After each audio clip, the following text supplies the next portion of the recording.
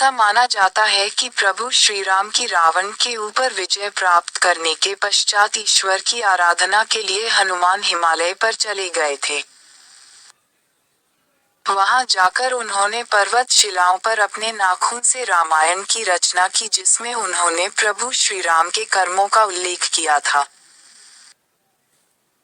कुछ समयोपरांत जब महर्षि वाल्मीकि हनुमान जी को अपने द्वारा रची गई रामायण दिखाने पहुंचे तो उन्होंने हनुमान जी द्वारा रचित रामायण भी देखी।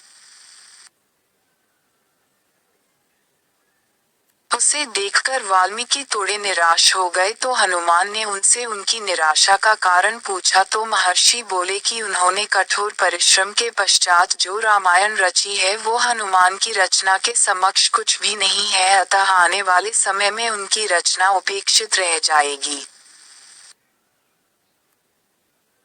ये सुनकर हनुमान ने रामायण रचित पर्वतशिला को एक कंधे पर उठाया और दूसरे कंधे पर महर्षि वाल्मीकि को बिठाकर समुद्र के पास गए और स्वयं द्वारा की गई रचना को राम को समर्पित करते हुए समुद्र में समा दिया।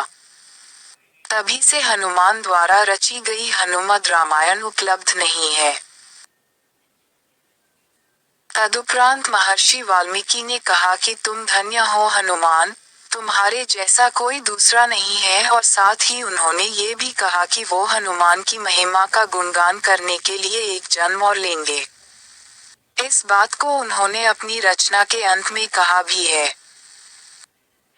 माना जाता है कि रामचरितमानस के रचयिता कवि तुलसीदास कोई और नहीं बल्कि महर्षि वाल्मीकि का ही दूसरा अवतार थे।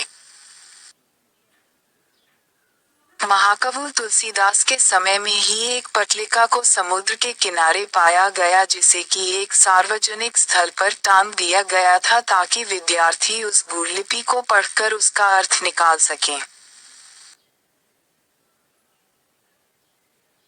माना जाता है कि कालिदास ने उसका अर्थ निकाल लिया था और वो ये भी जान गए थे कि ये पटलिका कोई और नहीं बल्कि हनुमान द्वारा उनके पूर्व जन्म में रची गई हनुमद रामायण का ही एक अंश है, जो कि पर्वत शिला से निकल कर जल के साथ प्रवाहित होके यहाँ तक आ गई है।